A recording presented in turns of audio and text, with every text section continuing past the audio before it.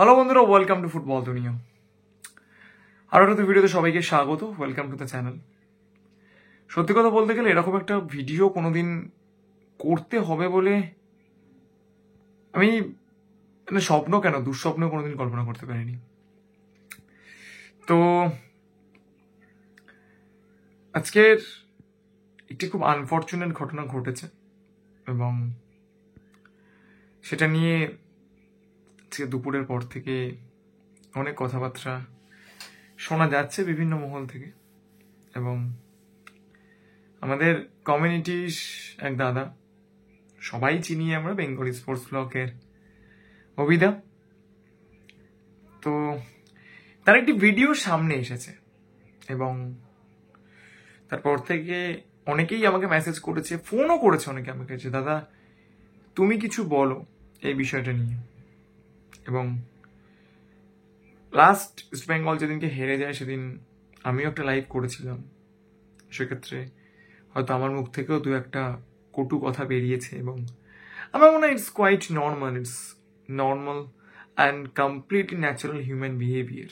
তার কারণ যেরকমভাবে 5 years East Bengal FC is fighting for last, second last or third last spot. Last year they have finished in 9th position, and this year if Punjab FC will win against Mavla Sporting Club, East Bengal will finish at 10th position.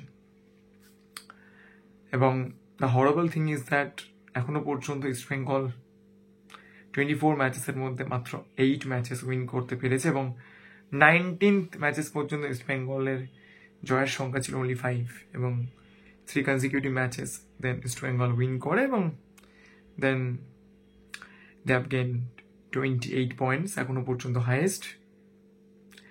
একটা খুব সুন্দর stat আমি দেখছিলাম যে Mohun Bagan super giant তারা 1000 points তারা gain করেছে last FC গোয়াকে হারানোর সুবাদে।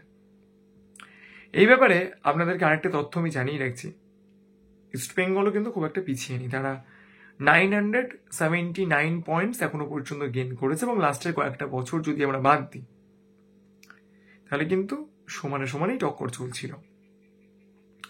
এবং তারপরে ক্লাবের ডিফারেন্ট ইন্টারনাল ম্যাটার্স, হ্যানা ত্যানা অনেক কিছু নিয়ে কথা বলেছি। হ্যাঁ, আমি এই কথা কখনো বলবো না যে অভিদা যখন যেটা বলেছে আমি সবসময় সবগুলোকে সাপোর্ট করেছি, কিছু কিছু ক্ষেত্রে কাউন্টার হয়েছে, অভিদাও আমাকে করেছে, খুব স্বাভাবিক একটা বিষয়, এটা খুব নর্মাল চলতে থাকে যে আমার সব কথা কারো ভালো লাগবে এরকম তো হতে পারে না। কিন্তু যে জিনিসটা সামনে আসছে সেটা কিন্তু স্কোয়ার শিউরে ওঠার মতো।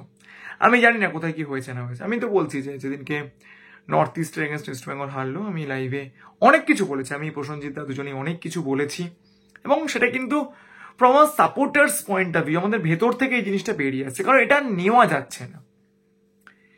এটিকে কে কার রেজিস্ট্রেশনে খেলছে, রেফারি, ইটস অল ওকে, কিন্তু যেরকম ভাবে কিছু ঘোষবাবুর চ্যানেল, কিছু, আমি আর অন্য কিছু বলবো না, কোনো চ্যানেলের নাম বলবো না, বিভিন্ন রকম ন্যারেটিভকে সামনে নিয়ে এসে দিনের পর দিনের যে ব্যর্থতা এগুলোকে পিছনে রেখে দেবে এবং রেফারি বা অন্যান্য জিনিস এই নিয়ে আমরা একটা ডিটেল লাইভ করব। ম্যাচটা হয়ে যাক, অনেক কিছু বক্তব্য বলার আছে, কিন্তু আলটিমেটলি যতক্ষণ না পর্যন্ত কাউকে কোনো পার্সোনাল অ্যাটাক করা হচ্ছে ততক্ষণ পর্যন্ত আমার মনে হয় যে ইস্টবেঙ্গল সাপোর্টার্স তাদের কিছু বক্তব্য থাকে। আমি জানি কিছু বিভিন্ন রকম ইস্টবেঙ্গল সাপোর্টার্স রয়েছে, আমাকেও অনেক সময় অনেক রকম কথাবার্তা শুনতে হয়, কিন্তু আপাতত কোনোদিন আমাকে কোনো হুমকি দেওয়া হয়নি। যেটা নেই সেটা তো বলে লাভ নেই। পূজার কেসটার সময় অনেক রকম কথাবার্তা বলা হয়েছিল, এই দেখে নেবো ওই দেখে নেবো, কিন্তু হয়তো আমার সাথে কারোর কিছু চেনা জানা আছে এইসব খবরগুলো পাওয়ার জন্য আমাকে বা প্রসেনজিৎকে ওরকমভাবে ডিরেক্টলি কোনো কিছু বলা হয় না, অতটা সিরিয়াসনেস কিছু ছিল না, কিন্তু যে কোনো দিন হতেই পারে হয়তো, জানি না। কিন্তু আমি একটা ছোট্ট এক্সাম্পল দিয়ে বলছি, আমাদের বেশ কয়েকটা বেঙ্গলি নিউজ চ্যানেল আছে, তারা বিভিন্ন পলিটিক্যাল পার্টির সাপোর্টে কথা বলে, কোনো একটি পলিটিক্যাল পার্টিকে গালাগালি করে, কখনো তারা চিফ মিনিস্টারকে গালাগালি করছে, কখনো তারা প্রাইম মিনিস্টারকে গালাগালি করছে। তা বলে কি সেই সব চ্যানেলস, সেই সব লোকজনদেরকে কি ভয় দেখানো হবে? তাহলে তো অনেকটা এটা ডিকটেটরশিপ হয়ে যাচ্ছে, যে আমি যেটা করবো সেটাই মেনে নিতে হবে, আমার এগেনস্টে কিছু বলা যাবে না। এরকম তো হতে পারে না। এটা তো একটা ডেমোক্রেটিক কান্ট্রি, এখানে সবার একটা ফান্ডামেন্টাল রাইটস রয়েছে, as long as those things are not the personal attacks. কারণ এখানে কিন্তু কাউকে কোনো পার্সোনাল অ্যাটাক করা হচ্ছে না, সেখানে কোনো শিষ্যকর্তা বলুন বা অন্য কোনো অফিসিয়ালস বা Emami officials, Emami management, what ever, কাউকে তো এখানে কোনো পার্সোনাল অ্যাটাক করা হচ্ছে না, বিকজ এখানে যাবতীয় যা কিছু বলা হচ্ছে that is related to east Bengal club, and east Bengal club তো কোনো পার্সোনাল প্রপার্টি নয়।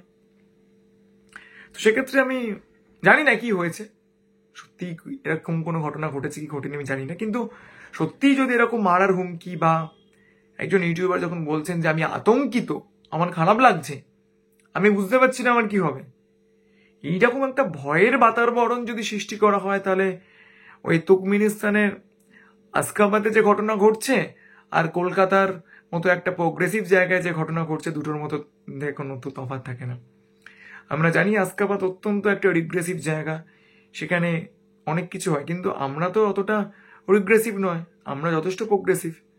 তাহলে আমাদেরকে কেন এই জিনিসগুলো ফেস করতে হচ্ছে? যদি এই টাইপের কোনো ঘটনা যদি ঘটে থাকে, আমি বলবো ভীষণ অনভিপ্রেত, বন্ধ হওয়া দরকার। সকলে নিজেদের মধ্যে কথা বলুক, সমালোচনা থাকবে, আলোচনা সমালোচনা থাকবে। রোহিত শর্মা, বিরাট কোহলিকেও লোকে ক্রিটিসাইজ করে, রোনাল্ডো, মেসিকেও লোকে ক্রিটিসাইজ করে।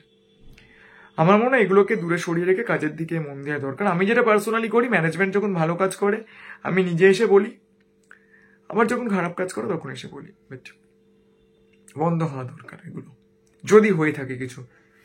তো এইটুকুই বক্তব্য ছিল আমার। একটু চ্যানেলটাকে সাবস্ক্রাইব করো, যাতে এই কথাগুলো আরো বেশি মানুষের কাছে যায়। সত্যি কথা বলতে গেলে এই সাবস্ক্রিপশনের কথাটা আর বলে বলে কিছু হয় না, 70% মানুষ চ্যানেল না সাবস্ক্রাইব করে দেখেন। এইটুকুই বলো, সকালে ভালো থাকুন, সুস্থ থাকুন, দেখা হচ্ছে পরে কোনো লাইভ বা পরে কোনো ভিডিওতে। Thank you so much.